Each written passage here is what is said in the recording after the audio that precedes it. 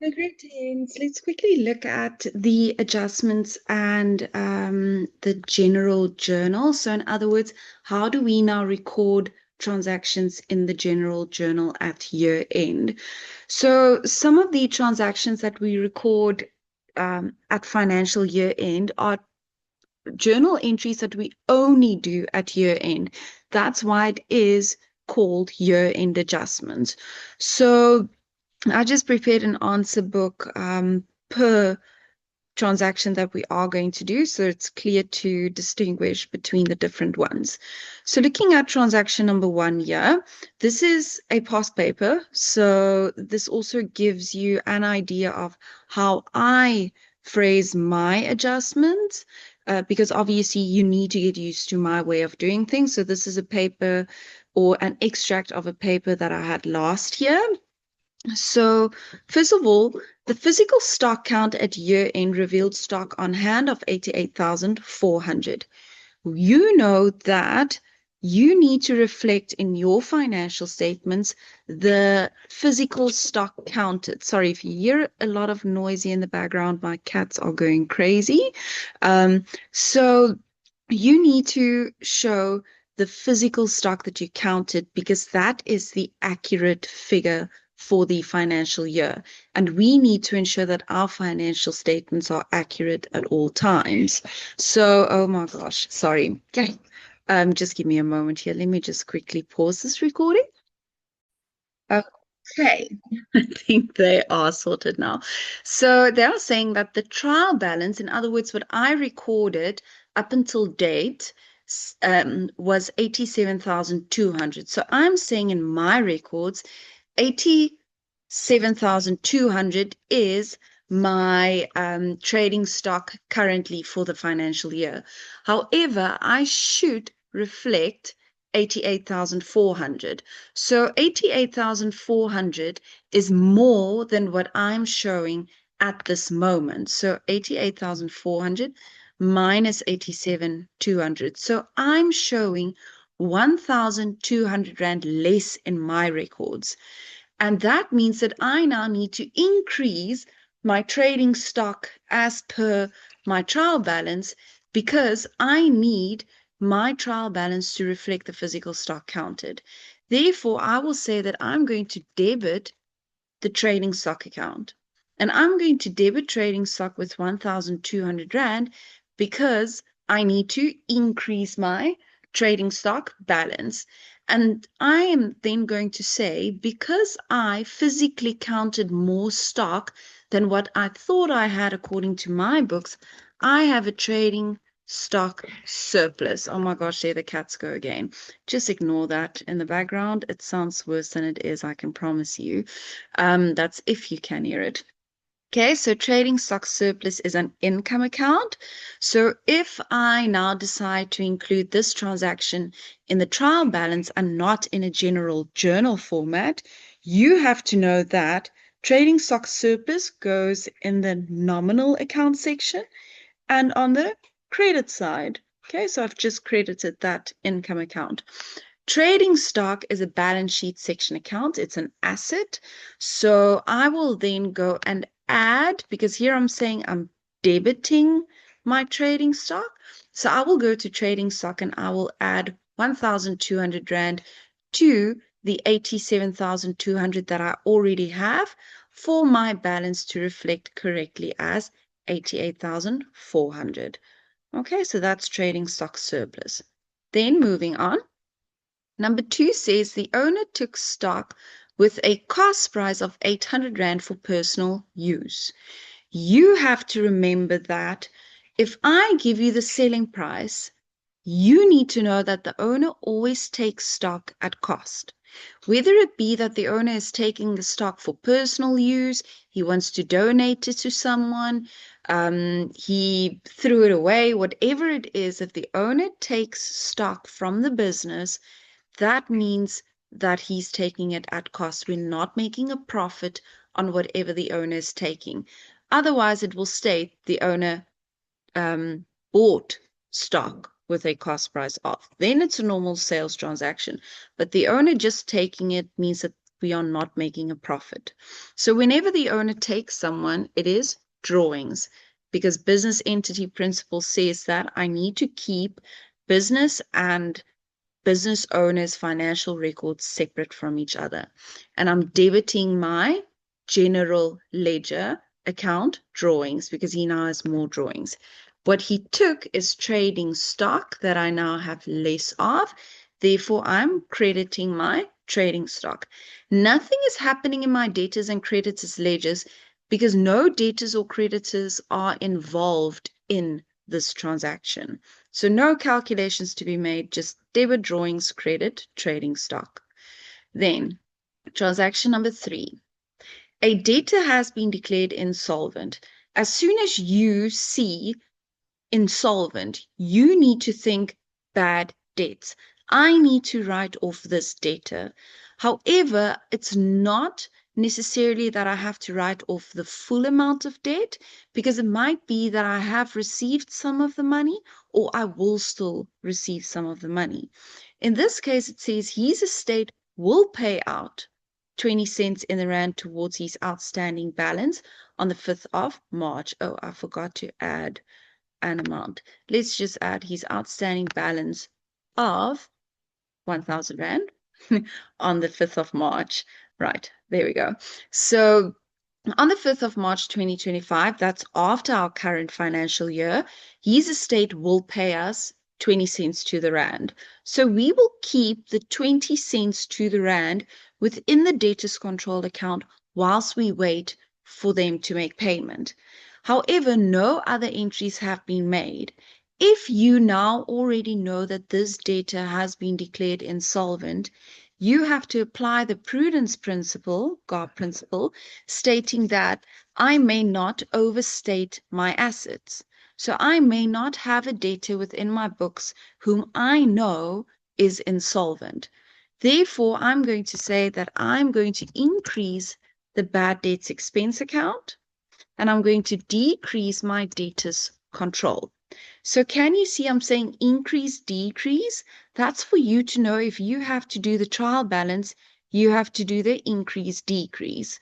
But I'm also showing you the general journal entry.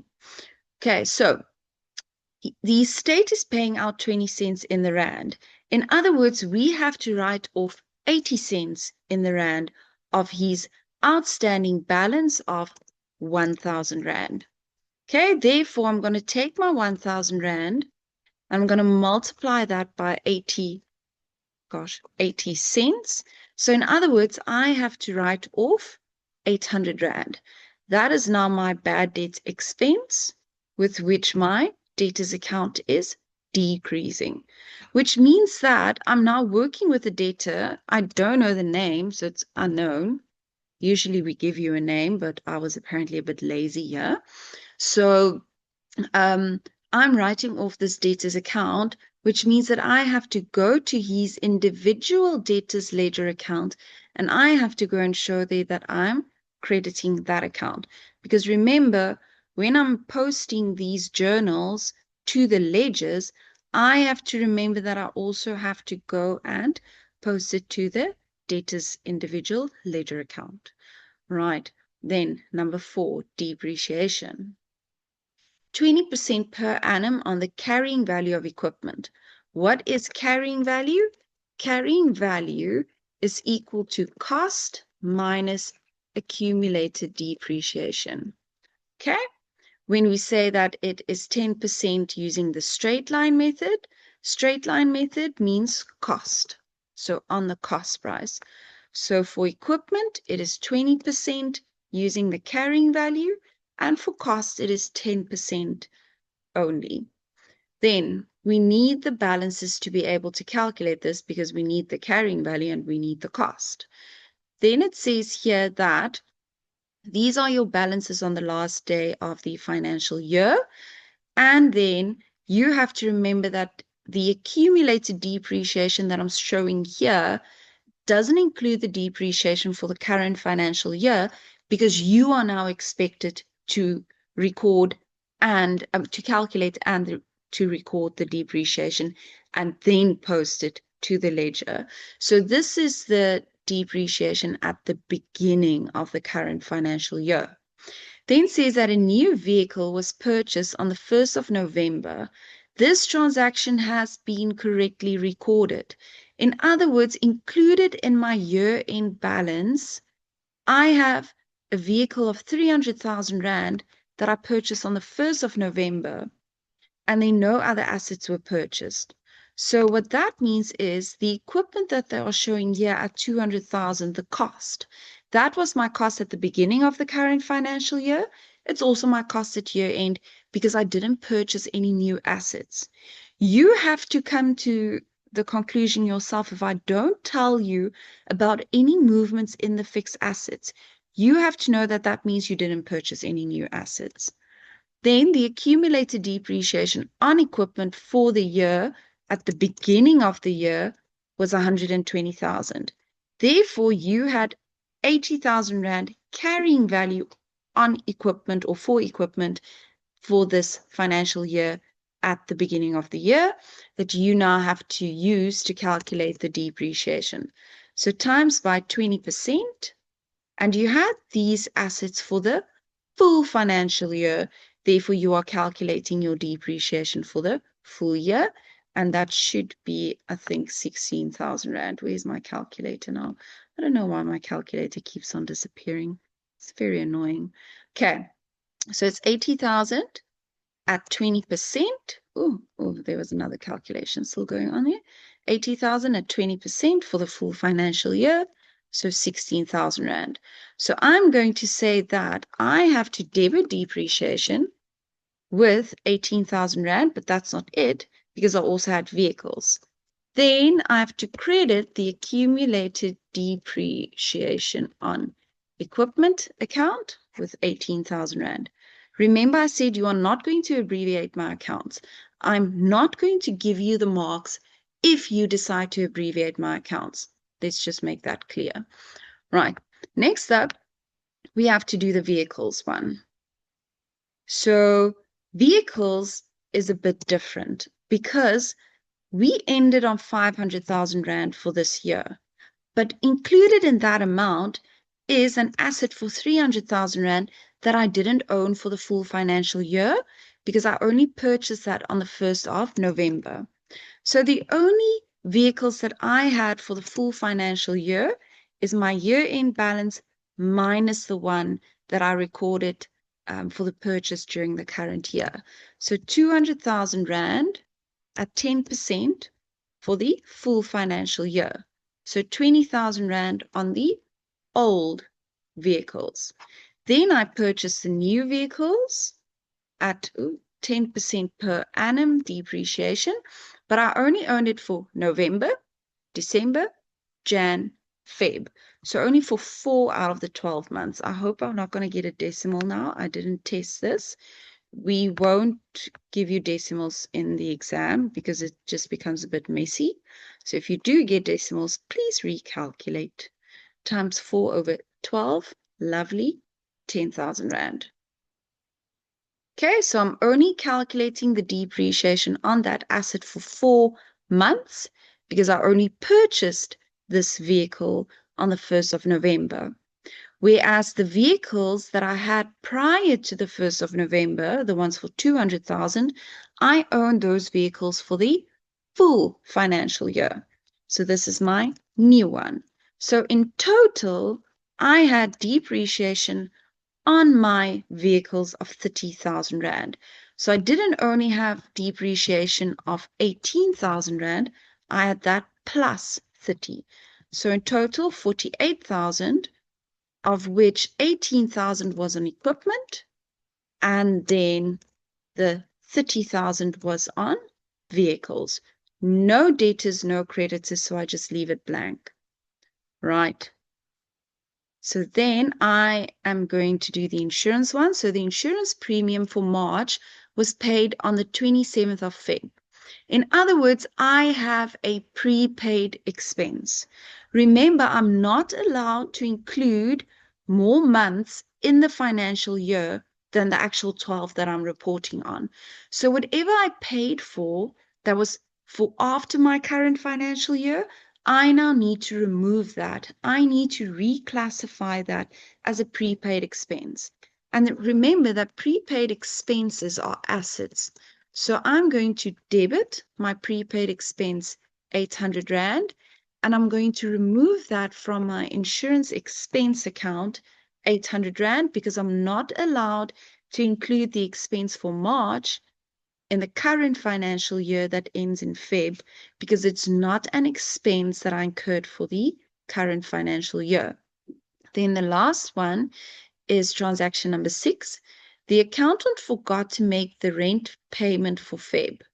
So if we haven't yet made payment, it means that we have an accrued expense. If we haven't made that payment yet, it also means that we haven't included the rent expense in our books for the current year.